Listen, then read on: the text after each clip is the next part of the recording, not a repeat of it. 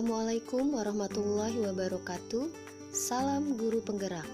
Bapak Ibu guru, pada kesempatan kali ini saya akan memaparkan tentang demonstrasi kontekstual pemikiran filosofis Ki Hajar Dewantara.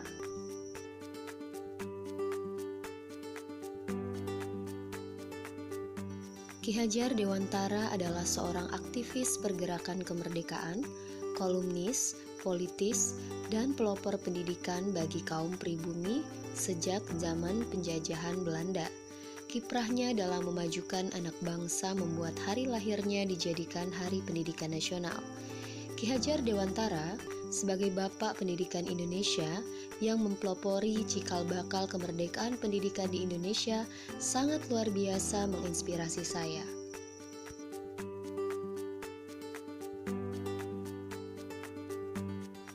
Relevansi penilaian Ki Hajar Dewantara terhadap transformasi pendidikan ada 3 kerangka perubahan Ki Hajar Dewantara, yaitu kodrat keadaan yang terdiri dari kodrat alam dan kodrat zaman, yang kedua asas trikon, dan yang ketiga budi pekerti.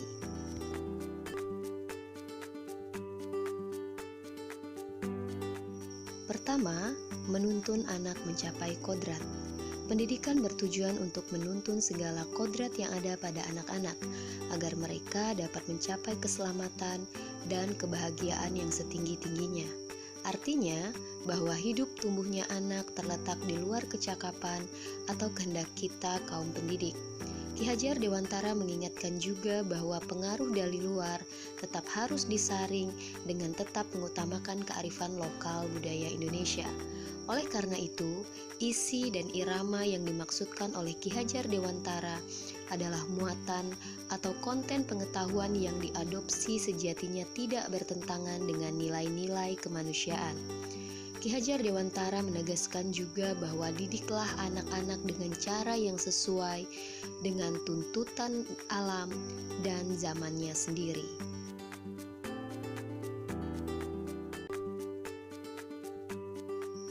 2. Pembelajaran berpusat pada anak.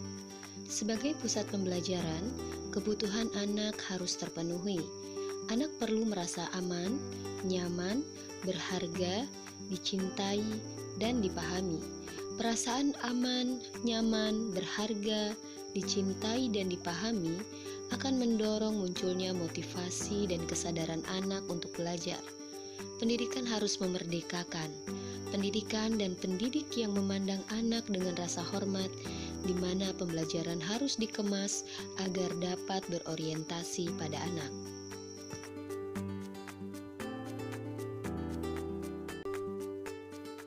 Tiga, trilogi pendidikan.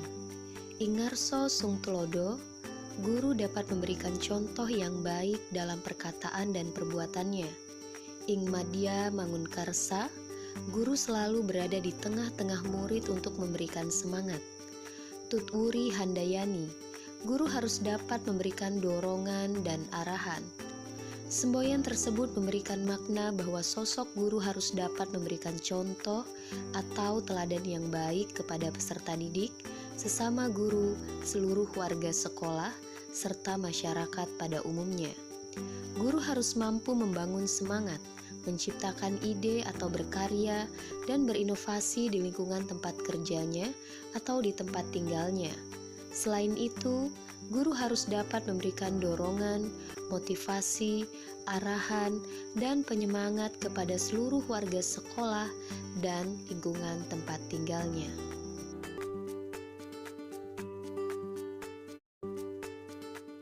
Ide atau gagasan sesuai pemikiran Ki Hajar Dewantara berdasarkan Surat Edaran Kemendikbudristek nomor 2714-H-TK/00.01/2022 tentang implementasi kurikulum merdeka secara mandiri tahun ajaran 2022-2023.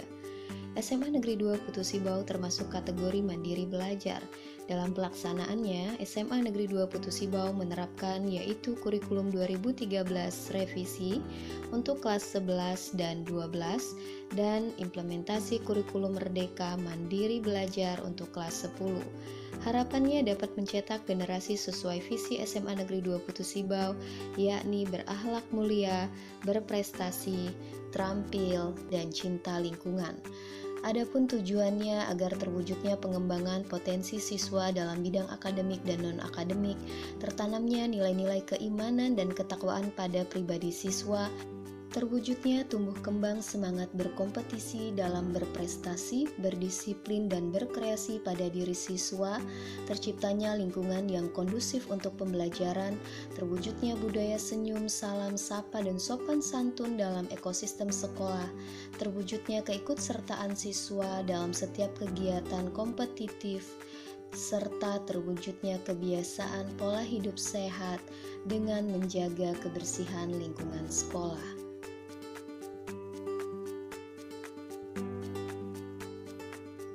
Implementasi ide gagasan pemikiran Ki Hajar Dewantara yang pertama adalah memperingati Hari Besar Keagamaan dan bakti sosial membersihkan tempat ibadah.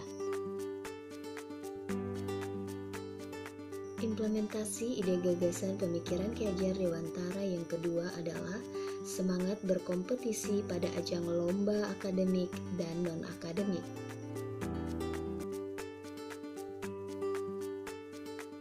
Implementasi ide gagasan pemikiran Ki Hajar Dewantara yang ketiga adalah terampil dalam berkreativitas tanpa batas sesuai kearifan lokal, budaya sosial, dan kultural yang diintegrasikan dalam pembelajaran.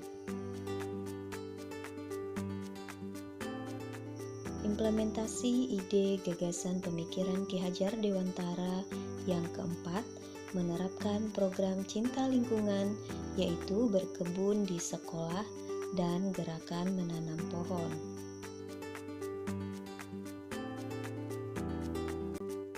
Alasan kontekstual penerapan ide gagasan pemikiran Ki Hajar Dewantara sebagai pendidik yang tidak hanya membelajarkan ilmu saja, namun juga karakter berbudi pekerti untuk menciptakan pembelajaran yang menyenangkan. Persiapan yang perlu dilakukan untuk mencapai tujuan tersebut diantaranya merancang pembelajaran yang variatif, berorientasi pada karakteristik dan kebutuhan anak, serta mengintegrasikan materi pembelajaran dengan kehidupan nyata.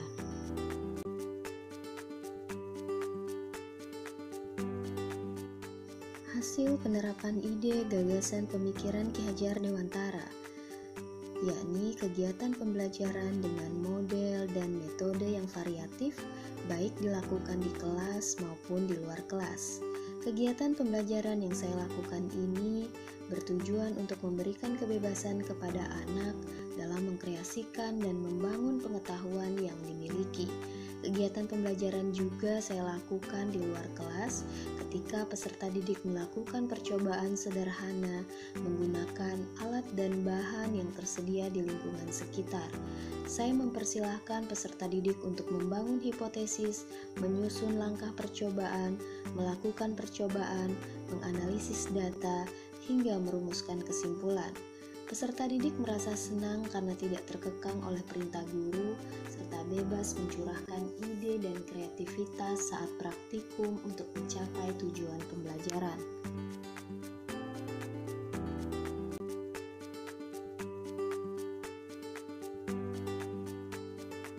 Tantangan penerapan pemikiran Ki Hajar Dewantara sesuai dengan konteks kelas dan sekolah.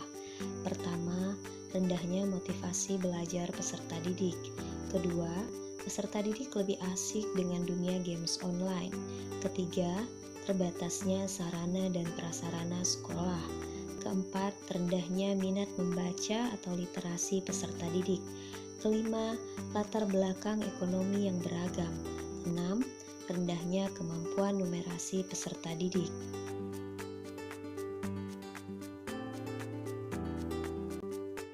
Solusi penerapan pemikiran Ki Hajar Dewantara sesuai dengan konteks kelas dan sekolah.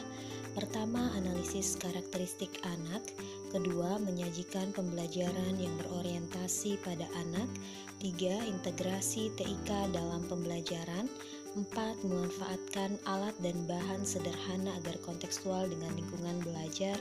5. Menjalin kerjasama dengan orang tua atau wali. 6. Pemetaan kemampuan awal anak melalui tes awal.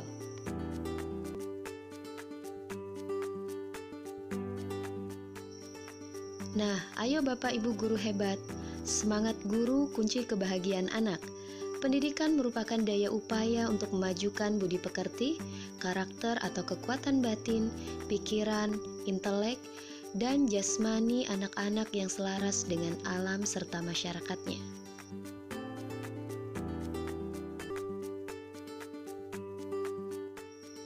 Demikianlah yang dapat saya sampaikan. Lebih dan kurangnya saya mohon maaf. Wassalamualaikum warahmatullahi wabarakatuh. Salam guru penggerak.